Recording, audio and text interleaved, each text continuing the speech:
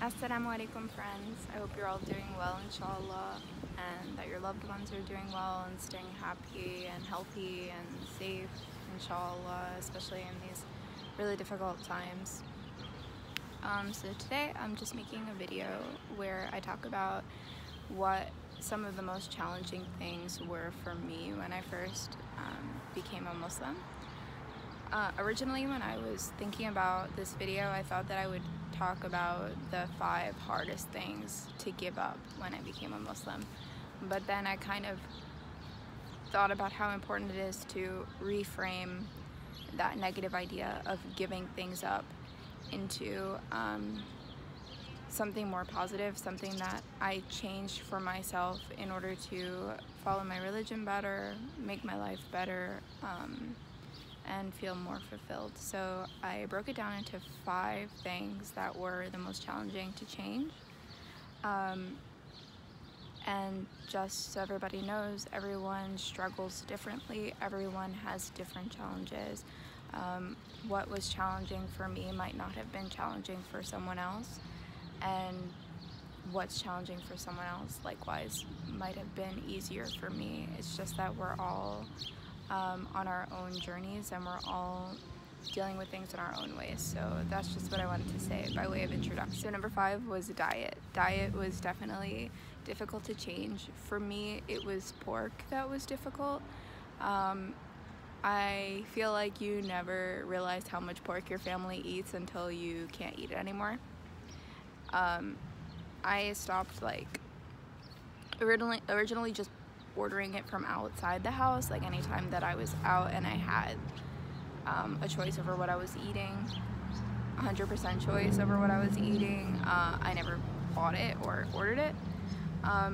When it was more difficult was when my grandmother would cook, especially sauce. She makes red sauce, and she puts pork into the sauce, and then she uses it for flavor and then takes it out and serves the sauce. So I'll admit, for a long time I was still eating that, just because,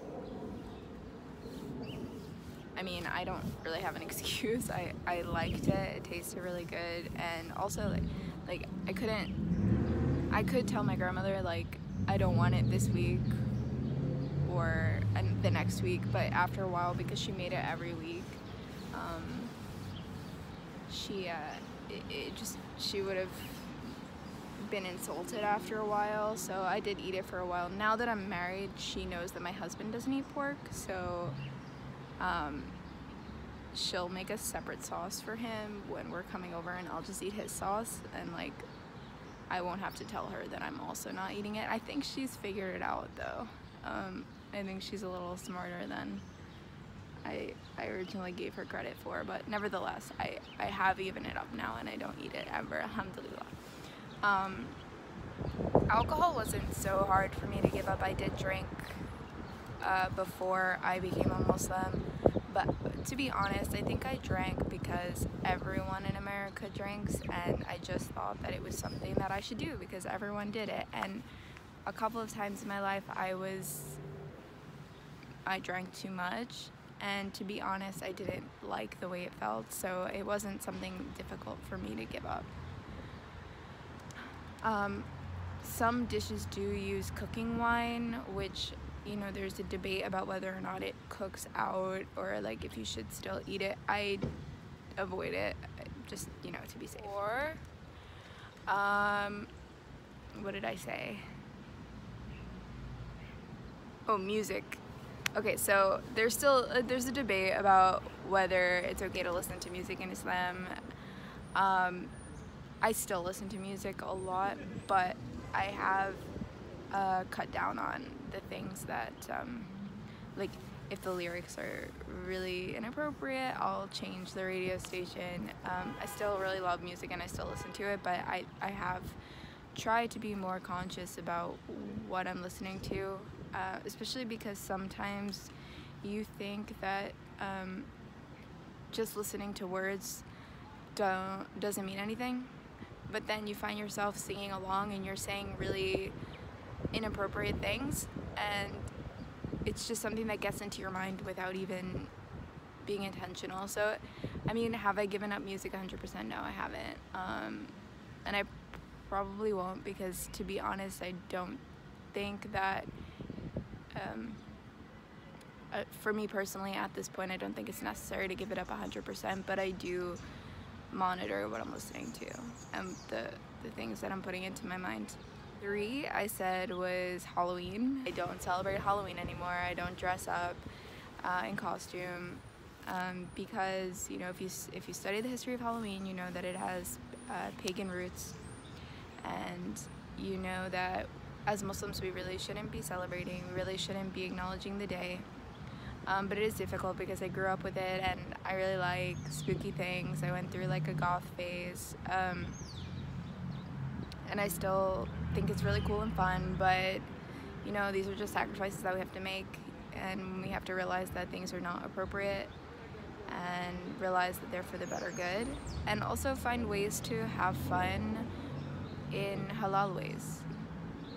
Find ways to have fun that's halal. Like, if you really like dressing up in costume, there's nothing wrong with that. Just don't do it on Halloween, and don't do it tied to any of those pagan traditions, and I think you'll be fine. Like, for example, I really like cosplay. I used to make my own costumes. I haven't done it in a long time because I don't have time, but I used to make my own costumes and dress up as characters from shows, and I don't think there's anything wrong with that. So if that's something that you enjoy, I think it's fine Islamically.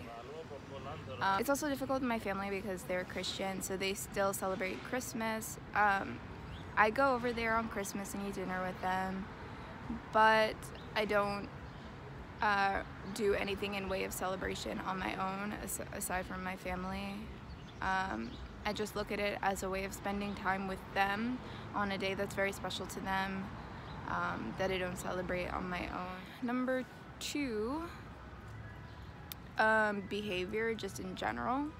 It was really challenging to change my behavior in terms of like I said earlier, I didn't have too much difficulty giving up alcohol, but I did have difficulty remaining friends with people who really like to go out and drink, because I found myself, I did do it a couple of times, and I think in some environments you can handle yourself just sitting at a table while other people are drinking, but there are people and friends who like to go out to clubs and bars and stuff like that.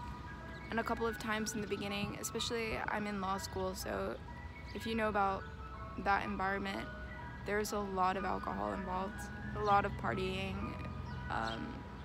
and a couple of friends my first year wanted to go out to a club and, you know, just have fun, and I was like, sure, you know, I can't drink, but I'll go out with you.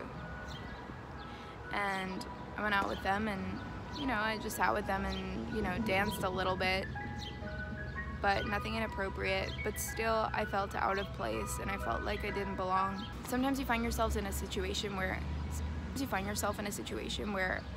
as a visibly Muslim person, you might be giving the wrong impression to people who are around you. You know, like if other people see you and you're dressed Islamically and you are in a club or a bar, even if you're not drinking, you're giving that person an idea of how Muslims behave, and that's really something that you want to avoid doing. So if you're friends with people who are not Muslim, just explain to them why you don't drink, why you shouldn't be in those certain environments, and if they're your real friends, they'll understand and it'll be okay. Number 1, the most challenging thing for me to change when I became a Muslim was my own idea, or my own ideas about freedom and what it means to be free and what it means to do what you want whenever you want. So I think in Western society we have this idea that's sometimes it's referred to as the harm principle, and it basically says that I can do whatever I want as long as I'm not hurting anyone else. And I always followed that myself. I always thought, you know, if you want to drink, if you want to do drugs, if you want to have sex whenever you want with whoever you feel like, you should just do it, because you're not hurting anyone else, and as long as you're being careful and as long as you're being respectful and consensual, it's fine. But I think with Islam, I started to learn that it's not true that you're not hurting anyone else. If everyone just does whatever he or she wants all the time, if I just constantly put drugs into my body, I'm hurting not only myself, but I'm hurting the people around me. I'm hurting the people who love me, the people who care about me, because they see me behaving in a way that's destructive. And even bigger than that, I'm hurting the community that I'm in, because, you know, we all see people who struggle with drugs and alcohol, and I think that it's a sign of a very much bigger systemic problem in society, where people feel hopeless and people feel helpless and they turn to these things. And of course, it's also an issue of mental health and not having proper care. So yes, there are larger systemic issues, and I recognize that, and I'm not saying that those things are irrelevant, but still, at the end of the day, if you're doing drugs, if you're drinking alcohol, you're harming society. You're harming the people around you, because you're not using your potential, you're not contributing like you could. And like I said, I understand that people struggle with addiction, and I'm not saying that they don't deserve help, because of course they do. Of course they deserve all of the services. Those things should come from the government, and they should come from the community as a whole. But these things have very harmful effects on the society. Talking about choices that we make where we don't think before we act, and we wind up with these negative repercussions. So for me, that was the most challenging thing to change. Of course, like I said, these are very complicated issues, and they're not things that I can cover in like 2 minutes of just briefly talking about it. And just because this is the case doesn't mean we can judge people or think negatively about them based on the circumstances wherein they find themselves. As Muslims, we are told to make excuses for people. If you see someone struggling, you should give them the benefit of the doubt and say that they probably had a really bad life and they probably had a really hard time.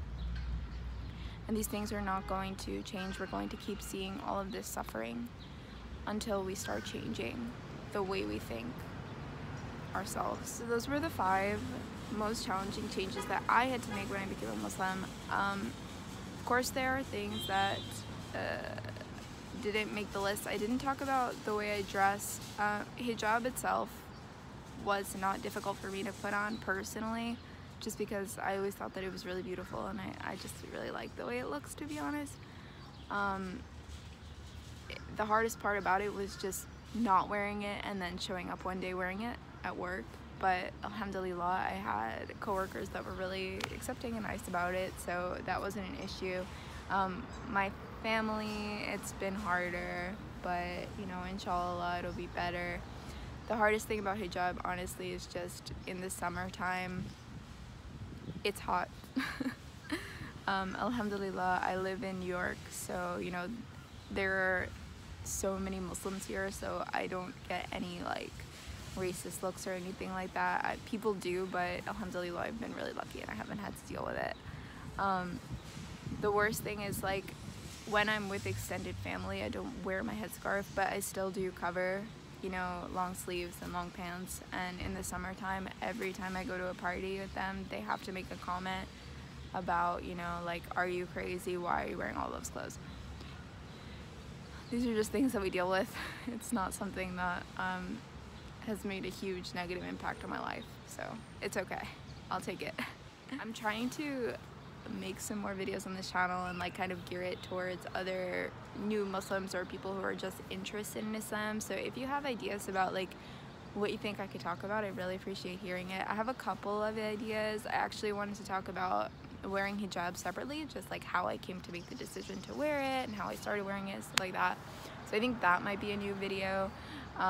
Inshallah, it's about to be Ramadan, so I'm really excited for that, and I have some goals, so I might like make a video about what my goals are for Ramadan. And yeah, I think that's it. Inshallah, I'll see you guys soon. Take care and stay healthy, and That's all. Assalamu alaikum. Where Bye. did you buy that thing for your telephone? That's it. Where did you buy that? Amazon. Amazon. Yeah. Thank you. Just look up it's a tripod. Tripod. Tripod is the name? Excellent. Thank you. No problem.